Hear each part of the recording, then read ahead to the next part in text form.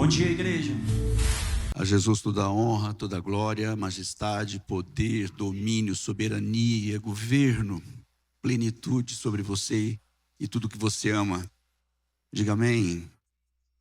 Vamos ficar em pé. Abra sua Bíblia comigo em 2 de Pedro, no primeiro capítulo, versos 16 e 17. Esta é a semana em que se celebra Natal, provavelmente em todo o mundo. E quero abordar então sobre o tema, até porque está dentro da sequência daquilo que nós já estudamos, já refletimos domingo passado. Esse texto de 1 e 2 de Pedro 1:16, me acompanha.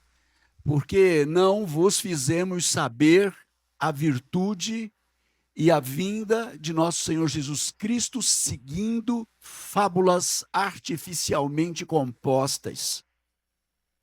Mas nós mesmos vimos a sua majestade, porquanto ele recebeu de Deus Pai honra e glória, quando da magnífica glória que lhe foi dirigida a seguinte voz: este é o meu filho amado, em quem me tenho comprazido. Pai, nós te agradecemos pela tua palavra viva. Suplicamos que o teu Santo Espírito venha derramar em nossos corações, nosso espírito e no nosso proceder diário a tua vontade por essa palavra, porque ela é que nos limpa, ela que nos converte, ela que nos cura. Essa palavra que abre o nosso entendimento para com os nossos próprios sentimentos, para que não erremos o teu caminho. E que o Senhor venha com essa lucidez trazer para a tua igreja, Senhor, equilíbrio e segurança nesses dias de tantas dúvidas. Recebe assim, então, Senhor, a nossa gratidão pela tua presença e que o teu Espírito Santo, com liberdade, opere em nossas vidas, em nome de Jesus. Pode dizer amém? Por favor, assente-se.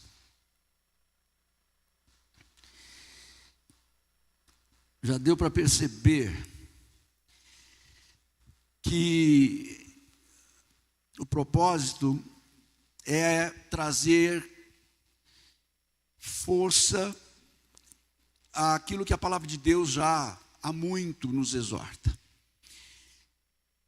Você sabe muito bem que o dia 25 de dezembro é a data pouco provável que Jesus realmente tenha nascido.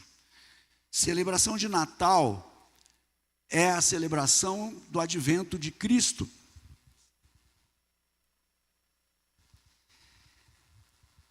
A vinda do Deus Filho à Terra. Ainda que em povos que não se tem esse reconhecimento, essa data é celebrada. Havia um Papa no século IV, chamado Júlio I, e através de uma encíclica papal se estabeleceu esse dia, até porque havia ali um culto pagão, a Satúrnia. Eu não me aprofundei em saber do que se trata, mas havia para essa data, um culto a Saturno.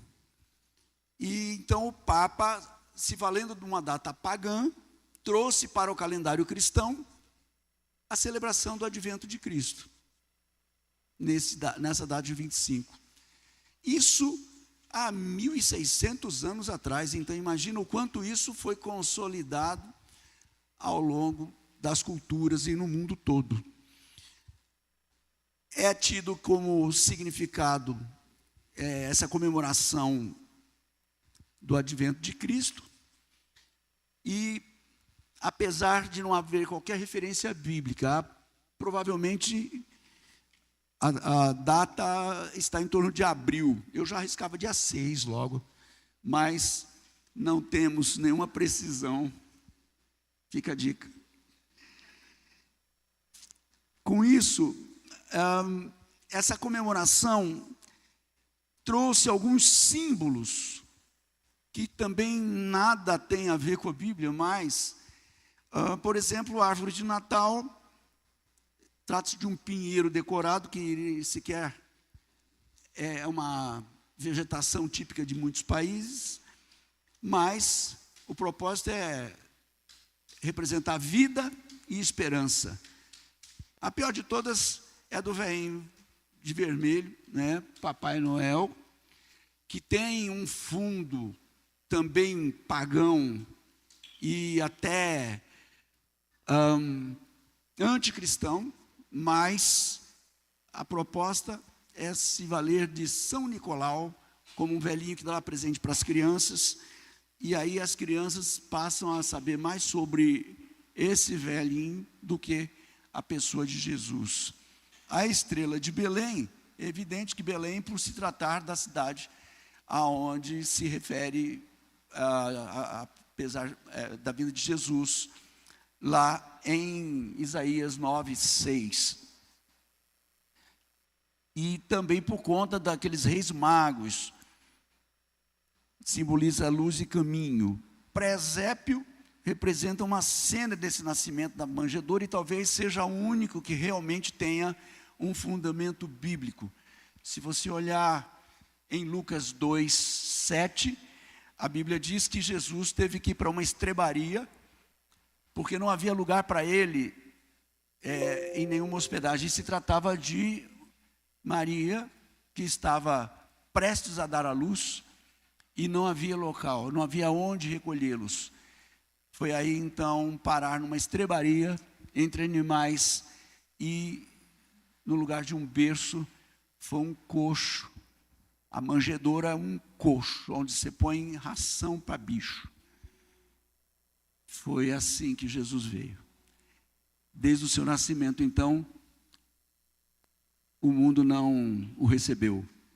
E João diz isso com clareza. Ele veio para os seus e os seus não receberam. Mas a todos os que o receberam, deu-lhes o poder de serem feitos filhos de Deus. Diga glória a Deus.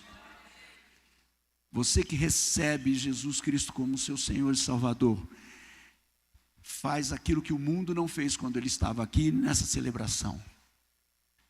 E isso Deus concede a você, inclusão na herança, como herdeiro da eternidade, como filho de Deus.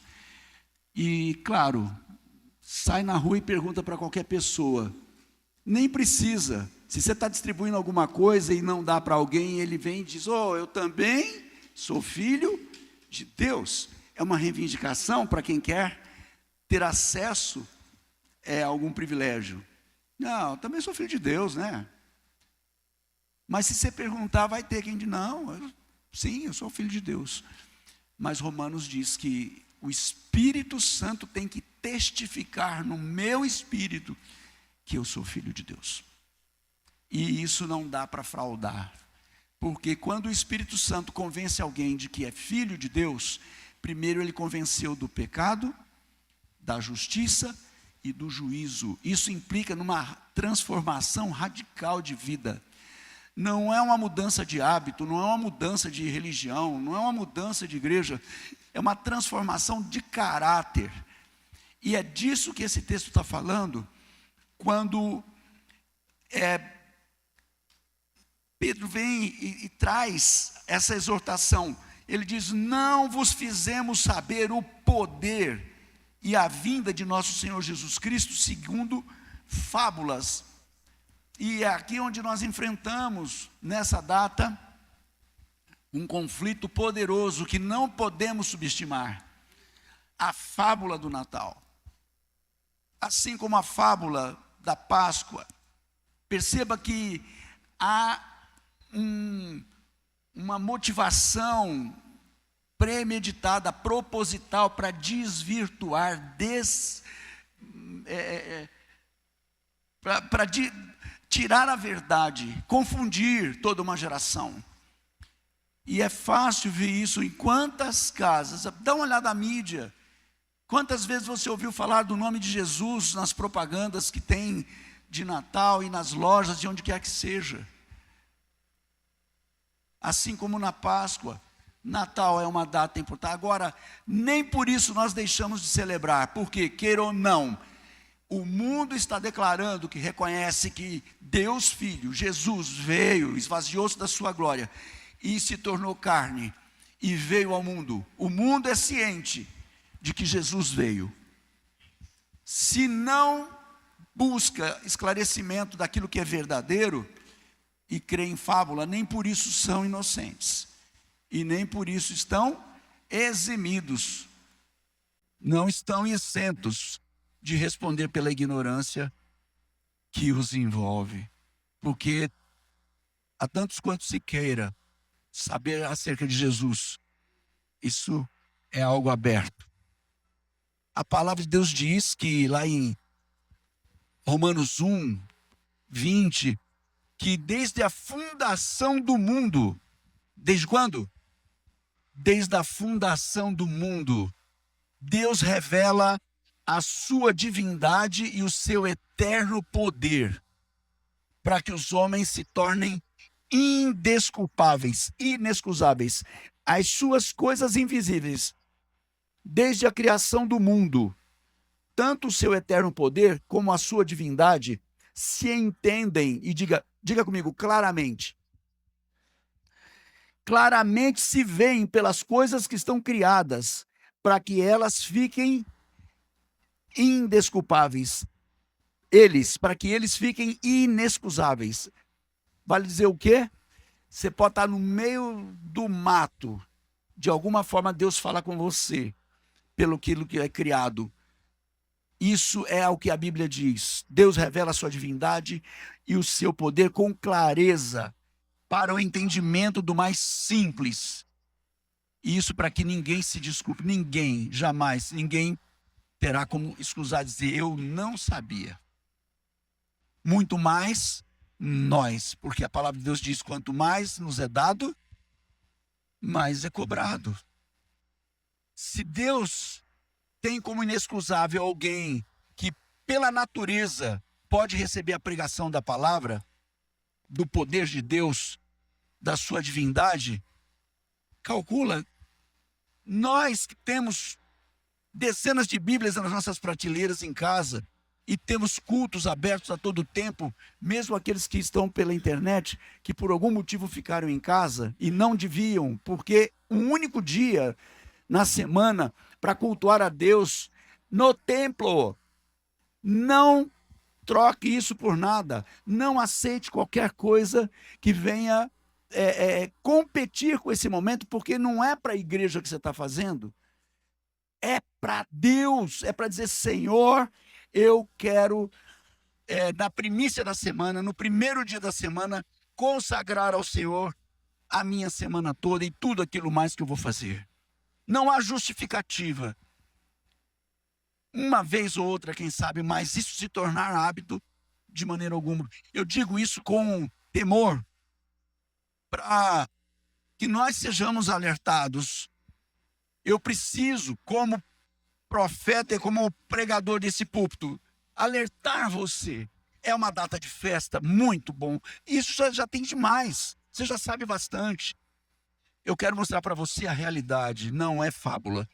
A vinda de Jesus à terra não é fábula, não é algo artificial.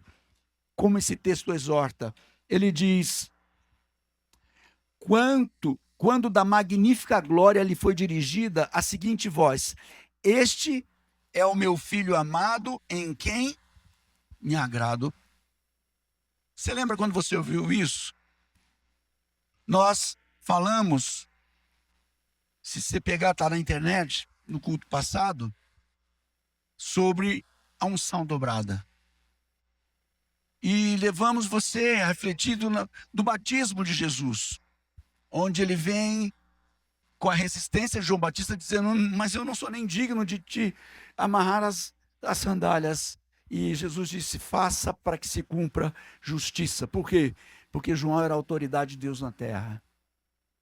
E aquilo que impacta é que depois de João se submeter, Jesus se permitir batizar, Deus, criador de João Batista, se coloca como alguém que se submete à lei, porque Jesus veio para cumprir a lei, não para exterminar a lei. E por isso que em Jesus o fim da lei é Cristo. Não é que ele acabou com a lei, é que ele cumpriu com a lei. E a lei tinha uma finalidade: dar a herança, segundo o Velho Testamento, a condição de herança, a condição de acesso à herança de Deus, cumprimento de toda a lei. Ninguém cumpriu até Jesus. Como homem, porque a Bíblia diz que Jesus se esvaziou.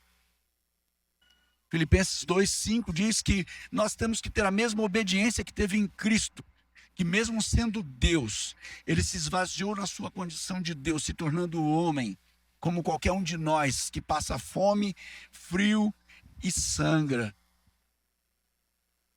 E sendo obediente até a morte, e morte de cruz, porque Deus o exaltou soberanamente. Mas ele diz: agora você, é a tua vez de ser obediente. É a tua vez. Jamais você terá algo para oferecer para Deus como Jesus ofereceu para você e para mim, que é o seu esvaziamento a ponto de romper no pecado que ele recebeu de mim. Sobre ele não pecou, mas naquele momento em que, lá na cruz, o meu pecado estava sobre ele. E ele diz: Lama, lama, sabachthani, Deus meu, Deus meu. Porque no pecado há ruptura com Deus. E Jesus se permitiu para que eu fosse aceito. Isso é muito caro, irmãos. Mas isso tudo começou na terra com esse advento de ele se colocar no útero de uma mulher,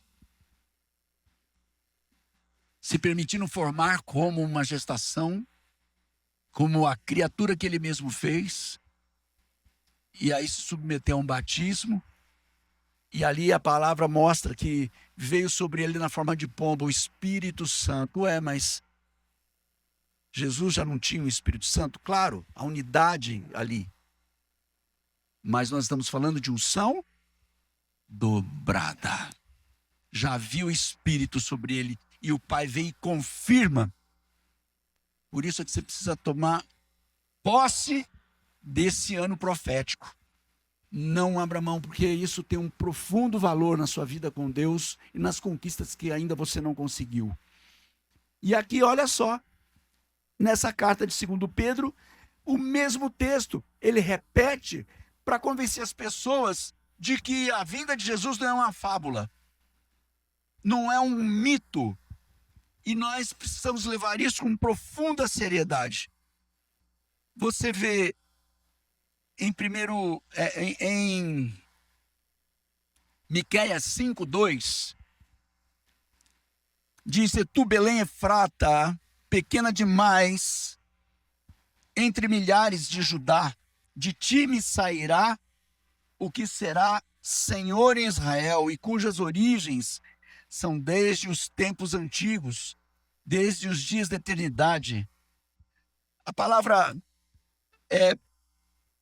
Efrata é traduzida como frutífera, mas ela é usada como sinônimo, é o mesmo nome de Belém. Mas 700 anos antes, a palavra já profetizava do advento de Jesus lá em Isaías 9:6.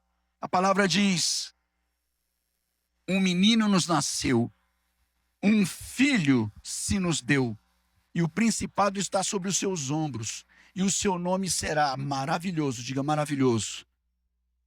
Conselheiro. Fala comigo: conselheiro. Deus forte.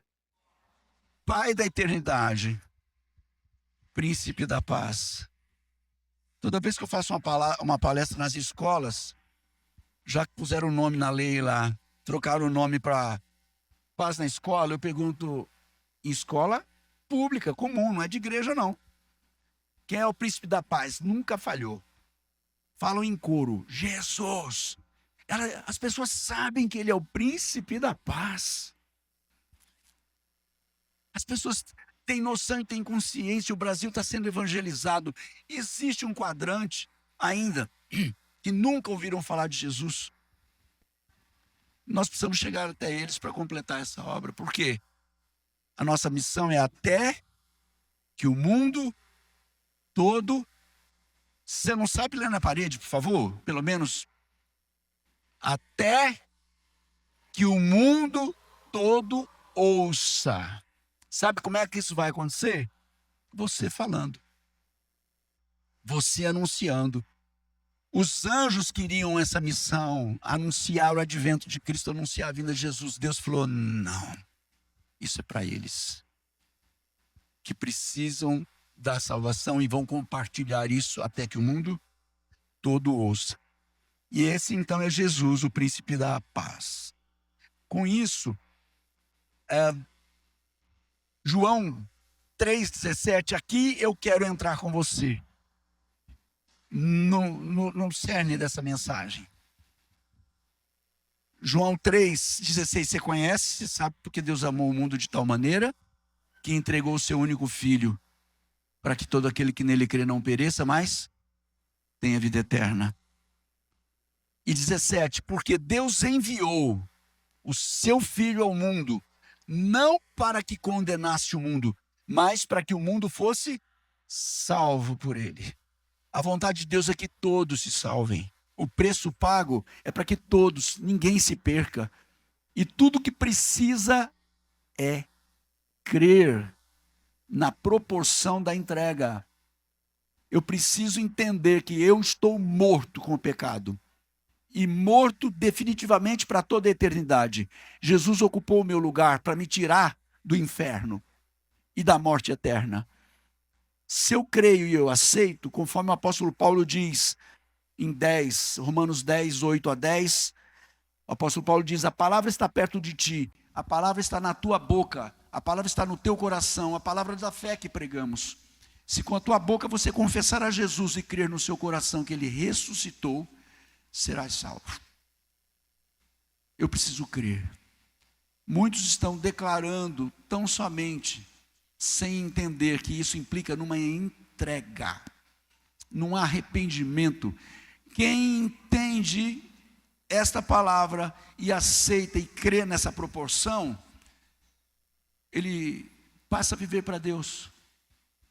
Ainda que com as suas imperfeições, mas não aceitando a queda e o pecado, não aceitando os desvios, não se amoldando a hábitos que a palavra reprova. E é por isso que a palavra diz, é de fé em fé, e é de glória em glória, até nos tornarmos segundo a estatura de Cristo. O modelo é Jesus. Lá em João 1, diz que o verbo se fez carne. O verbo, no grego, é logos. Logos significa expressão de uma ideia. Jesus é o verbo. Jesus é a expressão da ideia que Deus tem de uma pessoa, de um homem, segundo o seu padrão. Está entendendo isso? Logos é o quê? Logos quer dizer palavra. Que palavra? É a expressão de uma ideia. E o que significa Jesus é o verbo? Ele é a expressão da ideia que Deus tem de um homem. Então você quer fazer o que Deus te propôs a existir? Olha para Jesus. E ser como ele, assim como ele dirigiu e orientou em tudo. Isso contraria fábulas, mitos e costumes. Cuida disso, por favor. Não somos orientados a viver segundo a nossa cultura. Deus não se dobra a cultura alguma, porque Ele tem a sua própria cultura, segundo a sua palavra. A cultura do reino, é só essa que interessa. A cultura do reino. Não a do Brasil, de qualquer outro lugar, mas é cultural. E isso vai se tornando tolerância para desvios. E não é assim que a palavra funciona. Na sequência, dá uma olhada. Eu quero mostrar para você a integração daquilo que João traz acerca do advento de Cristo com aquilo que nós lemos nessa carta de Pedro. Ele diz: Deus enviou o seu Filho ao mundo. Estamos falando de Natal, sim ou não? Deus enviou o seu Filho, Jesus veio ao mundo. Esse é Natal. Não para condenar o mundo, mas para que o mundo fosse salvo por ele. Verso 18. Quem crê nele não é condenado. Isso deve gerar em mim uma alegria. Como lá em Lucas 10 a palavra diz: vocês estão felizes? Jesus mandou os discípulos para as vilas, os 70, a comissão, vai lá, pisarão em serpentes, escorpiões, expulsarão demônios, mas não se alegrem, porque os demônios vos submetem e porque vocês esmagam as serpentes. Antes, alegrai-vos, porque os vossos nomes estão escritos no livro da vida. Porque tem gente que expulsa demônio e vai para o inferno. Tem gente que faz coisas mirabolantes e não tem a salvação. E então Jesus falou: não confundam, eu estou concedendo a vocês poder sobre os espíritos, no meu nome. Mas não se alegra com isso não. Alegre-se porque os vossos nomes estão escritos no livro da vida. E é isso que esse texto diz: quem nele crê não é condenado. Deus, muito obrigado, eu não vou ser condenado. Eu estou destinado ao inferno, irremediavelmente. Mas não é para mim. O inferno não foi feito para mim. Porque Jesus veio, Jesus nasceu, viveu sobre a terra, morreu e ressuscitou.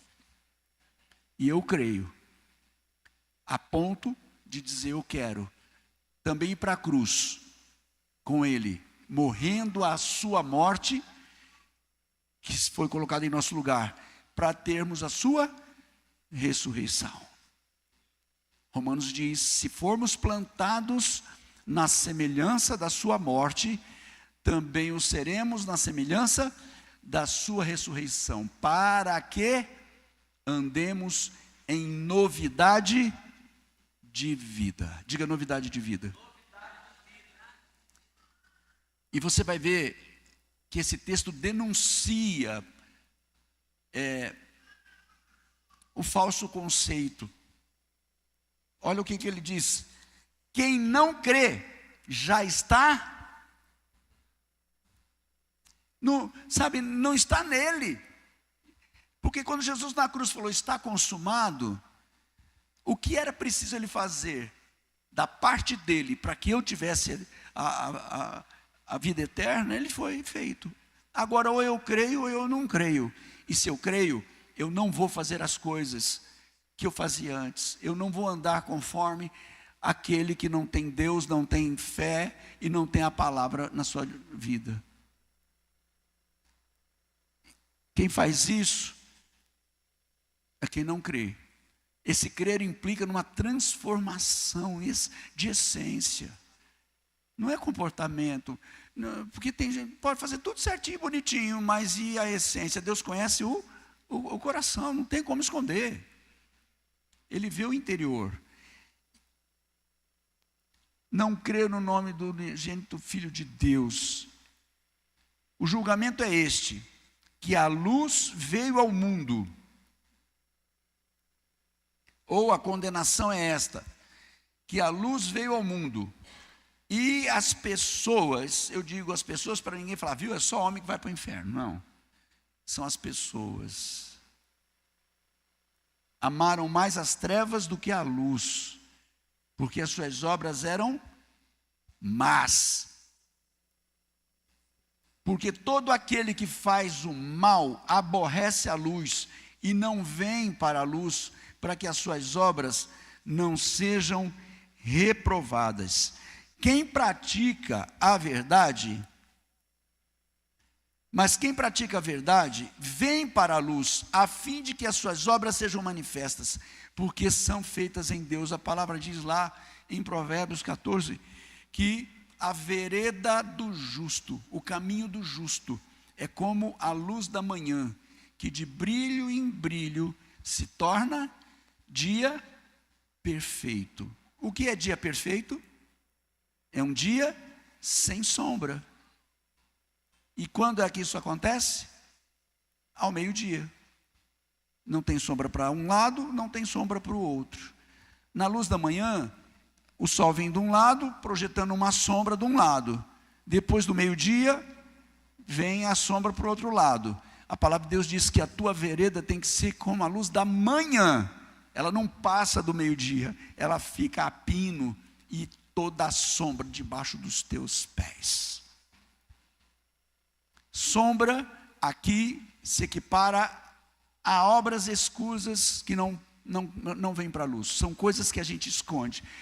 Alguns têm até como algo de estimação. Sabe pecado de estimação? Ah, mas só isso. O resto está tudo bem, está tudo certo, mas a carne é fraca. E é isso que Deus quer que você vença em nome de Jesus ainda esse ano, amém? Se tiver alguém dormindo do seu lado, dá um cutucão, porque na hora de dormir aqui. Assim, na fala de Deus, aqui, a palavra de Deus, João 3,17, então, acerca do Natal. O Natal, na fala de Deus, João 3,17, Deus enviou seu Filho ao mundo, não para que julgasse o mundo, mas para que ele fosse salvo por ele. Na fala do próprio Senhor Jesus, em Lucas 19:10,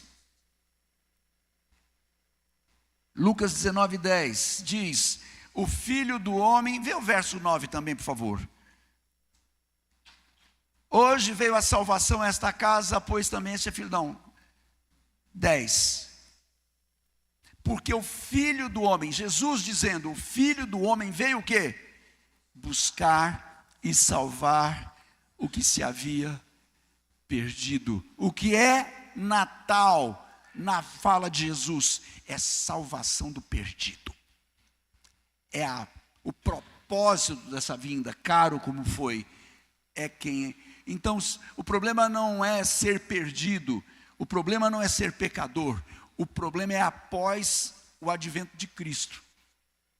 Eu continuar escolhendo o pecado, e ele diz, quem não crê está condenado já. Não tem conversa.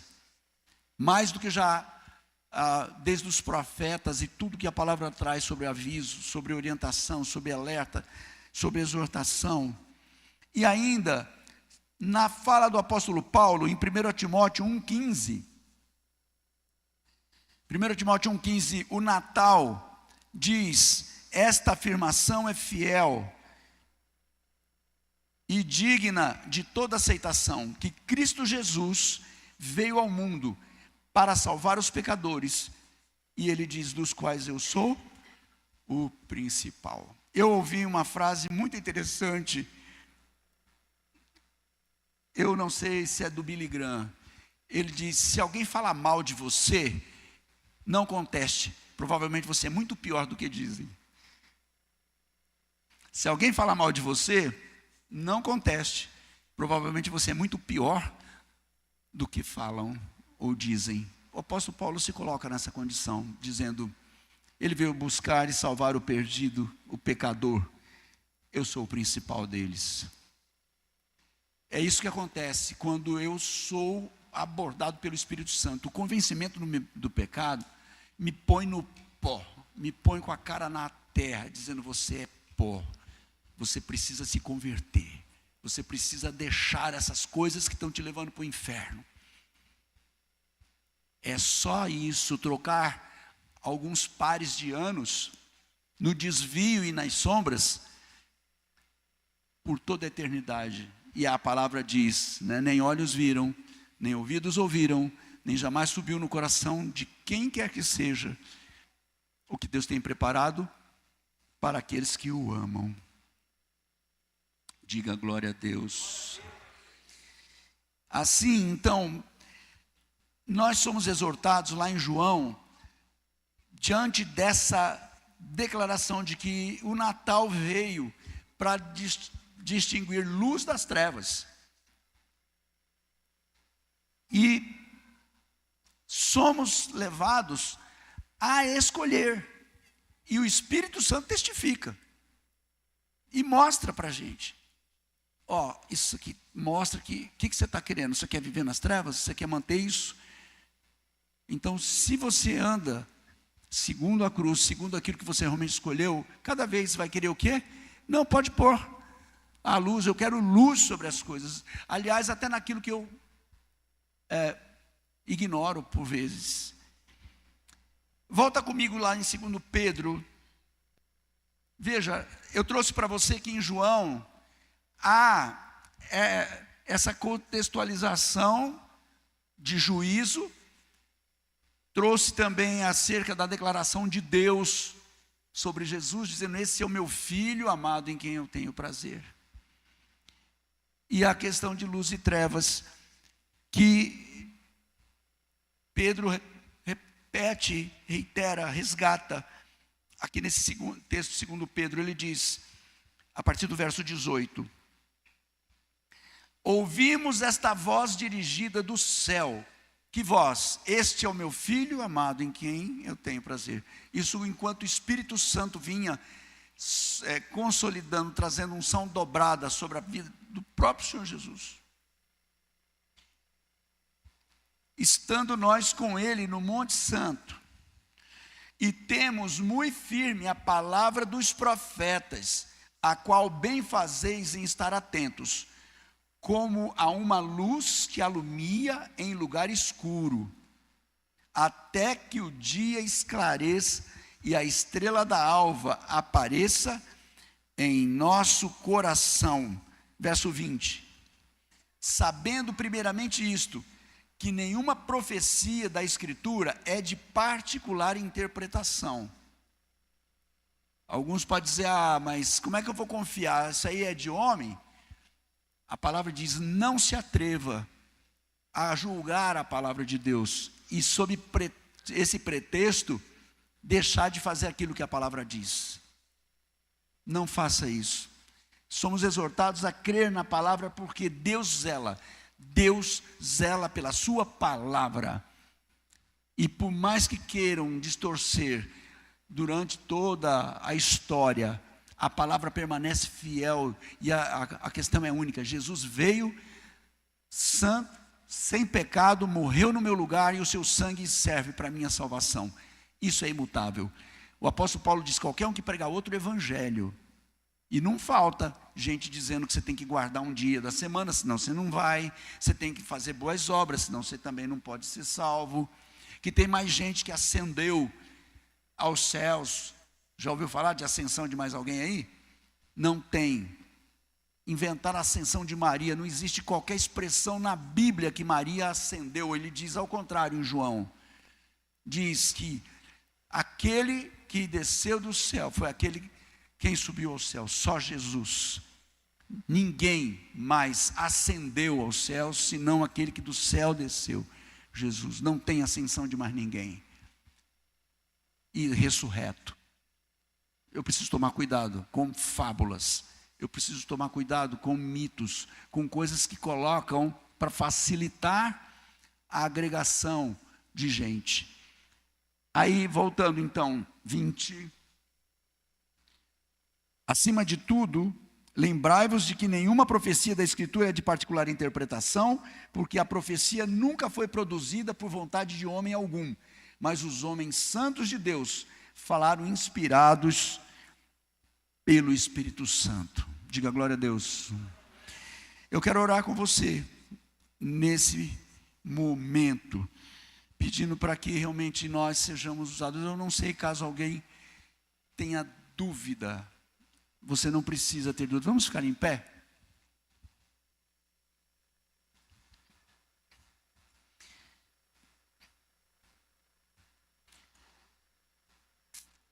Assim, Natal é a vinda de Jesus em carne.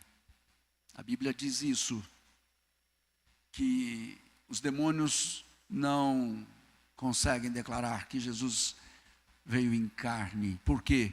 Porque foi através disso que ele pôde ir para a cruz e morrer no nosso lugar. A salvação é exclusiva ao que crê. E o sangue de Jesus Cristo é o único que é suficiente, exclusivamente, para que haja salvação. Sabe, o intento desse momento e dessa reflexão é que você lute com o teu espírito e lute: Deus, eu preciso me converter. Deus, eu preciso de uma conversão profunda e genuína. Eu preciso falar do teu evangelho. Não há data mais propícia do que essa. Concorda? Lá na sua família, na rua, no seu trabalho, você não pode perder a oportunidade de trazer o real sentido do Natal. Paz mundial, trocas de... É Jesus vindo à terra para salvar o pecador, é isso. Natal é isso. É a oportunidade que cada um de nós temos de receber de Deus salvação que transforme vidas e nos transforme e nos torne tochas vivas anunciando o evangelho. É para isso que Ele nos salvou, é para isso que Ele nos alcançou. E eu quero então agora te dar esse momento. Nós vamos ouvir um trecho desse cântico, e eu quero que você coloque diante de Deus a tua vida. Se você tem dúvida de que você já recebeu Jesus como seu Senhor e Salvador, a mínima dúvida, eu peço que você venha à frente. Você que está em casa, dobre o teu joelho onde você estiver e peça: Espírito Santo, me convence do pecado, para que eu me converta, da justiça, do juízo. Eu quero ser honesto com Deus, eu quero ser sincero com Deus, eu quero andar na retidão e sempre aberto para conserto. É Natal e é a oportunidade então de fazer Cristo nascer em nós. Amém? Feche teus olhos.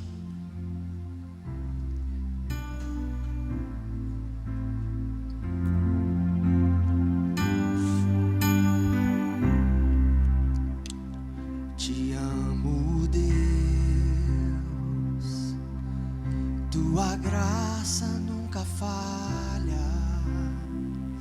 Todos os dias eu estou em tuas mãos. Desde quando me levanto até eu me deitar, eu cantarei da bondade de Deus. És fiel em todo tempo, em todo tempo tu és tão bom. Com todo fôlego que tenho, eu cantarei da bondade de Deus. Tua doce voz que me guia em meio ao fogo, na escuridão, tua presença me consola. Eu sei que és meu Pai e amigo és. Eu vivo na bondade de Deus. És fiel em todo tempo, em todo tempo tu és tão bom. Com todo fôlego que tenho, eu cantarei da bondade de Deus. Ore comigo. Lá em Salmo 116 tem um registro do salmista querendo presentear o Senhor por toda a sua bondade. E no verso 12 ele diz, Salmo 116, 12, ele diz: que darei ao Senhor por todos os benefícios que me tem feito? Tomarei o cálice da salvação e invocarei o nome do Senhor. Pagarei os meus votos na presença do seu povo. Você fez algum voto a Deus esse ano? Pague com esforço que você puder, como prioridade. Pague qualquer voto que você tenha feito. O salmista diz: que darei ao Senhor? Tomar o cálice da salvação. Tome o seu cálice de salvação, você que já recebeu Jesus. Primeiro eu quero orar com quem quer entregar a sua vida. Se você estiver aqui no meio, levanta a sua mão. E se você estiver em casa, ajoelhe-se aí onde você estiver. Repete comigo, diga: Deus, eu te apresento o meu coração, segundo a tua palavra. Ela está na minha boca. A tua palavra está na minha boca. A palavra da fé que eu ouvi, de que Jesus veio ao mundo, não para condenar, mas para salvar o perdido, dos quais eu sou o principal.